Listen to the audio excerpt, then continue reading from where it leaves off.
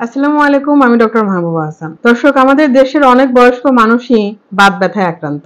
এই বাতের ব্যথা একটি ক্রনিক ডিজিজ। এটি এক ধরনের অটো ইমিউন ডিজিজ, অর্থাৎ নিজের শরীরের রোগ প্রতিরোধ ক্ষমতার বিরুদ্ধে অ্যান্টিবডি সৃষ্টি হয় এবং সেই অ্যান্টিবডি ধ্বংস করে বিভিন্ন জয়েন্টকে। হাড়, এর আশেপাশের লিগামেন্ট, টেন্ডন, মাংসপেশি এবং দুই হাড়ের মধ্যে অবস্থিত কার্টিলেজকে। বয়সের সঙ্গে সঙ্গে এমনিতেই আমাদের হাড় কিছুটা ক্ষয়প্রাপ্ত হয়। এরপরে যদি এই বাত ব্যথা রোগটি হয়, সেখানে হাড়ের ক্ষয় আরো ত্বরান্বিত হয়ে যায়। হাড়ের জয়েন্টের ব্যথা, এর ফুলে ওঠা, মোবিলিটি কমে যাওয়া, এ কারণে স্বাভাবিক জীবনযাপনই যেন কঠিন হয়ে ওঠে। এই বাত ব্যথাকে বাড়িয়ে দেওয়ার ক্ষেত্রে বেশ কিছু খাবারের ভূমিকা আছে। বাত ব্যথায় নিষিদ্ধ সেই খাবারগুলো নিয়েই আলোচনা করব আজকের ভিডিওতে। দর্শক, বাত ব্যথা বিভিন্ন ধরনের হয়। লক্ষণ দেখে নিজের বাত ব্যথা কোন ধরনের সেটি আপনারা বুঝতে পারবেন। অথবা বাত ব্যথা কেন হয়, বাত ব্যথায় স্বাস্থ্যকর কি কি খাবার খাওয়া যায়, ঘরোয়া কি কি টিপস এবং পদ্ধতি ফলো করে বাত ব্যথাকে নিয়ন্ত্রণে রাখা যায়, এই বিষয়গুলোকে কয়েকটি ভাগে ভাগ করে বাত ব্যথা সিরিজের আমার কয়েকটা পর্বের ভিডিও দেয়া আছে। বাত ব্যথা সম্পর্কে A to Z সম্যক সুন্দর ধারণা পেতে এই ভিডিওগুলি দেখে নেবেন, লিংক দেয়া থাকবে ডেসক্রিপশন বক্সে। দর্শক, যে কোনো অটোইমিউন ডিজিজের মতোই বাত ব্যথাতেও শরীরের নিজের কোষ থেকে সাইটোকাইন নামে এক ধরনের অণু নিঃসরণ হয়। এই সাইটোকাইন অণু কিন্তু হাড়ের ক্ষয়কে ত্বরান্বিত করে। এই ইনফ্ল্যামেটরি সাইটোকাইনকে আমরা যত দমিয়ে রাখতে পারবো ততই ব্যথা নিয়ন্ত্রণে থাকবে। তাই আমাদের অ্যান্টি ইনফ্ল্যামেটরি খাবার গ্রহণের পরিমাণ বাড়িয়ে দিতে হবে আর ইনফ্ল্যামেটরি খাবার কম গ্রহণ করতে হবে। তাই ইনফ্ল্যামেটরি খাবার কি কি আছে সেগুলো নির্দিষ্ট করতে পারলে কিন্তু আমরা বুঝতে পারবো কোন কোন খাবার থেকে বাত ব্যথার রোগীদের দূরে থাকতে হবে। প্রথম নিষিদ্ধ খাবারটি হচ্ছে অতিরিক্ত চিনি।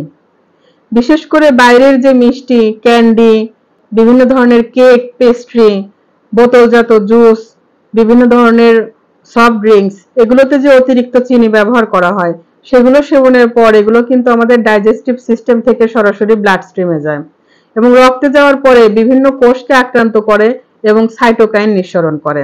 এই সাইটোকাইন গিয়ে হাড় ক্ষয়, কার্টিলেজের ক্ষয় এগুলো ঘটায়। তাই অতিরিক্ত চিনি থেকে বাত ব্যথার রোগীরা দূরে থাকবেন। দ্বিতীয় নিষিদ্ধ খাবার বাত ব্যথার রোগীদের জন্য সেটি হচ্ছে রেড মিট, লাল মাংস, গরু বা খাসির মাংস, বা আরেকটু নির্দিষ্ট করে বলতে প্রক্রিয়াজাত গরু খাসির মাংস। লাল মাংসে ইন্টারলিউকিন, হোমোসিস্টিন, সি রিঅ্যাক্টিভ প্রোটিনের মতন উপাদান থাকে।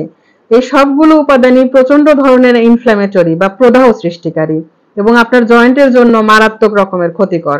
তাই বাত ব্যথার রোগীরা অকেশনালি দু এক পিস লাল মাংস খেলেও এটাকে প্রতিদিনের খাবারের তালিকায় রাখবেন না। 3 নম্বর যে খাবারটি বলবো সেটা হচ্ছে লবণ। বাতের ব্যথা নিয়ন্ত্রণে রাখতে এড়িয়ে চলতে হবে অতিরিক্ত লবণ। লবণে থাকে উচ্চ মাত্রার সোডিয়াম। সোডিয়াম ইনফ্ল্যামেশন বা প্রদাহ বাড়ায়। 2015 সালে প্রায় 19,000 মানুষের উপরে করা একটি স্টাডিতে দেখা গেছে যাদের বাত ব্যথা নেই, উচ্চ মাত্রার সোডিয়াম গ্রহণ তাদেরও রিউমেটিক আর্থ্রাইটিসের সম্ভাবনা বা রিস্ক অনেক বাড়িয়ে দেয়। তাই পাতে লবণ খাওয়া থেকে দূরে থাকবেন। এক্ষেত্রে আরেকটা কথা বলি, গ্রাম থেকে বিশেষ করে যে পেশেন্টগুলো আমাদের চেম্বারে আসে তাদের ধারণা থাকে যে ভেজে লবণ খেলে বোধহয় সেটা স্বাস্থ্যকর। উচ্চ রক্তচাপের রোগীদেরও আমরা লবণ কম খেতে বলি এবং সে রোগীরাও চেম্বারে এসে একই কথাই বলে। এটা আমি ক্লিয়ার করে বলে দিতে চাই, ভেজে খান, যেভাবেই খান না কেন, লবণের সাইড ইফেক্টটা কিন্তু শরীরে হবেই। তাই নরমালি আমাদের তরকারিতে বা সবজিতে আমরা যেটুকু লবণ খাই স্বাভাবিকভাবে সেটুকুই খাবেন। এক্সট্রা করে পাতে লবণ খাওয়া বা বাইরের কোনো লবণাক্ত বা নোনতা স্ন্যাক্স খাওয়া থেকে দূরে থাকবেন। দর্শক, বাতের ব্যথার রোগীদেরকে আমরা ওমেগা 3 ফ্যাটি অ্যাসিড এবং ভিটামিন B12 এই দুইটা উপাদান সমৃদ্ধ খাবার এবং সাপ্লিমেন্ট পরামর্শ দিয়ে থাকি। তবে ভিটামিন B12 সমৃদ্ধ এমন একটা আমাদের পরিচিত খাবার আছে যেটা কিন্তু আবার বাতের ব্যথাকে বাড়িয়ে দিতে পারে। সেই খাবারটা হচ্ছে ডিমের কুসুম। ডিমের কুসুমে প্রচুর পরিমাণে ভিটামিন B12 থাকলেও এতে আরেকটা উপাদান থাকে, সেটা হচ্ছে অ্যারিকেডোনিক অ্যাসিড। অ্যারিকেডোনিক অ্যাসিড সরাসরি হাড় ক্ষয়কে ত্বরান্বিত করে। তাই বাতের ব্যথার রোগীরা, বিশেষ করে যারা গাউটে আক্রান্ত, তারা ডিমের কুসুমটা পরিহার করে চলবেন। তবে ডিমের সাদা অংশ আপনারা সবাই খেতে পারেন। 5 নম্বর নিষিদ্ধ খাদ্য উপাদান ওমেগা 6 ফ্যাটি অ্যাসিড। এটা একটু মনোযোগ দিয়ে শুনবেন, কারণ ওমেগা 3 ফ্যাটি অ্যাসিডের গুণাগুণ সবসময় বলা হয়। বাতের ব্যথার রোগীদের ওমেগা 3 ফ্যাটি অ্যাসিড সমৃদ্ধ খাবার খেতে বলা হয়, সাপ্লিমেন্ট দেওয়া হয়। তবে ওমেগা 3 না হয়ে ওমেগা 6 ফ্যাটি অ্যাসিড হলেই কিন্তু সেটা বাতের ব্যথাকে আবার বাড়িয়ে দেবে। ওমেগা 6 ফ্যাটি অ্যাসিডও শরীরের পক্ষে দরকার। তবে আপনারা জেনে রাখবেন কোন কোন খাবারগুলোতে ওমেগা 6 বেশি পরিমাণে আছে। যেহেতু ওমেগা 6 বাত ব্যথার জন্য একটু ক্ষতিকর, তাই ওমেগা 6 সমৃদ্ধ খাবারগুলো খেলেও খুব অল্প পরিমাণে খাবেন। কয়েকটা উদাহরণ হচ্ছে ভুট্টা, ভুট্টার তেল, মেয়োনিজ, টোফু ইত্যাদি। এই খাবারগুলো যদি খানো অল্প পরিমাণে নিয়ন্ত্রিতভাবে খাবেন। 6 নম্বরে বলবো এজিই সমৃদ্ধ খাবারগুলো।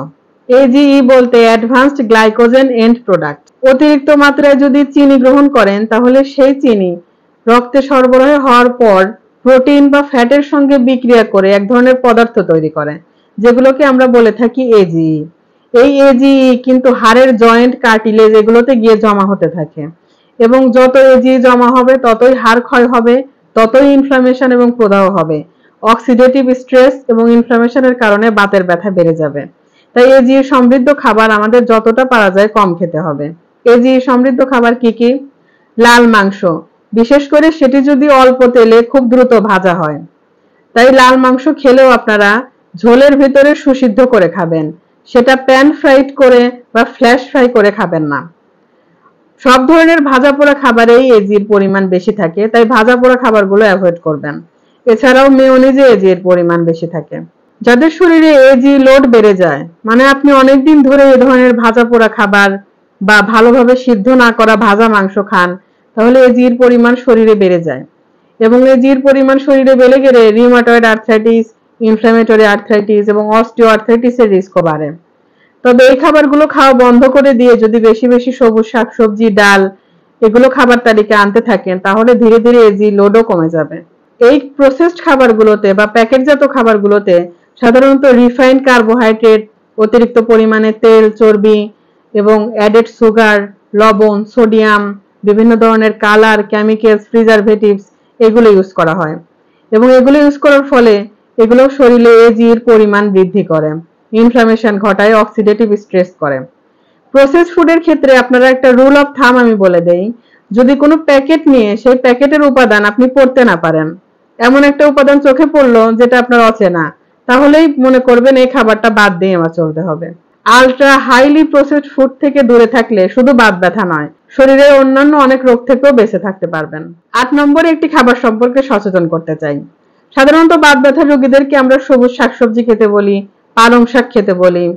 এ কারণে না বুঝেই অনেকে মটরশুঁটি জিনিসটাও খাদ্য তালিকায় রাখে। তবে মটরশুঁটি বাত ব্যথা বাড়ানোর ক্ষেত্রে ভূমিকা রাখে। বিশেষ করে যাদের গেটে বাত বা গাউট আছে তাদের শরীরে ইউরিক অ্যাসিডের পরিমাণ এমনিতেই বেশি থাকে। মটরশুঁটি শরীরে ইউরিক অ্যাসিডের পরিমাণ বাড়ায়। তাই মটরশুঁটি খাবারটা গাউটের যারা রোগী তারা খাদ্য তালিকায় একদমই রাখবেন না এবং অন্যান্য বাত ব্যথার রোগীরা খাদ্য তালিকায় রাখলেও খুব অল্প পরিমাণে রাখতে পারেন। দর্শক, গাউট নাকি অন্য কোনো আর্থ্রাইটিস এটা বুঝতে হলে বাত ব্যথা কি এবং কি কি লক্ষণ দেখে আপনারা বুঝবেন কোন ধরনের বাত ব্যথা, এই সংক্রান্ত ভিডিওটি দেখে নেবেন, লিংক থাকবে ডেসক্রিপশন বক্সে। 9 নাম্বার নিষিদ্ধ খাবার সাদা আটা, সাদা চাল। সাদা আটা বা সাদা চাল রিফাইন্ড কার্বোহাইড্রেট, এগুলো ইনফ্ল্যামেটরি প্রসেসকে ত্বরান্বিত করে। এগুলোর বদলে আপনারা ধীরে ধীরে খাদ্য তালিকায় লাল আটা এবং লাল চাল রাখার চেষ্টা করবেন। 10 নম্বর খাবার যেটা সম্পর্কে সচেতন করতে চাই সেটা হচ্ছে দুধ এবং দুধ দিয়ে তৈরি খাবার। দুধ ক্যালসিয়াম এবং ভিটামিন ডির ভালো একটি উৎস, তাই আমরা মনে করি যে হাড়ের পক্ষে এটি ভালো এবং কথাটা ঠিকও। তবে বাত ব্যথার রোগীরা দুধ খাবেন সীমিত পরিমাণে, কারণ দুধে উচ্চমাত্রার প্রোটিন থাকে এবং এই উচ্চমাত্রার প্রোটিন অস্থিসন্ধির চারপাশে জড়ো হয়ে অস্থিসন্ধির মোবিলিটিকে কমিয়ে দিতে পারে। আজকে যে 10টি খাবারের কথা বললাম তা নিয়ে আপনারা সতর্ক থাকবেন। এছাড়াও শিকড় জাতীয় যে সবজিগুলো সেগুলো একটু কম খাওয়ার চেষ্টা করবেন। দর্শক, একটি সুস্থ খাদ্যাভ্যাস গড়ে তোলা সময় এবং কষ্টের ব্যাপার। বিশেষ বিশেষ কিছু খাবার খাদ্য তালিকা থেকে বাদ দিতেও একটি অভ্যাসের প্রয়োজন হয়। তবে আজ থেকে শুরু করলে ধীরে ধীরে কিন্তু এটা আপনাদের দৈনন্দিন জীবনের অংশ হয়ে যাবে। তাই বাত ব্যথার যে স্বাস্থ্যকর খাবারগুলো সেগুলো খাবেন, যে খাবারগুলো বাত ব্যথা বাড়িয়ে দেয় সেই খাবারগুলো থেকে দূরে থাকবেন। নিয়মিত ওষুধ এবং সাপ্লিমেন্ট গ্রহণ করবেন। এছাড়াও ঘরোয়া কিছু টিপস এবং পদ্ধতি গ্রহণ করবেন। এই সব কিছুর সমন্বয়ে বাত ব্যথাকে নিয়ন্ত্রণে রেখে আপনারা একটা সুস্থ জীবনযাপন করতে পারবেন। এরকম উপকারী ভিডিও আরো পেতে সাবস্ক্রাইব করে চ্যানেলের সাথেই থাকবেন। ফেসবুক পেজের লিংকও দেওয়া থাকবে ডেসক্রিপশন বক্সে, সেখানেও যুক্ত হতে পারেন গুরুত্বপূর্ণ অনেক টিপস পাওয়ার জন্য। আপনাদের মনের যে কোনো জিজ্ঞাসা করতে পারেন কমেন্ট বক্সে, উত্তর দেওয়ার চেষ্টা করব ইনশাআল্লাহ। আপনাদের সবার সুস্থ, সুন্দর এবং ব্যথামুক্ত জীবন কামনা করে আজকের ভিডিওটি এখানেই শেষ করছি। আল্লাহ হাফেজ।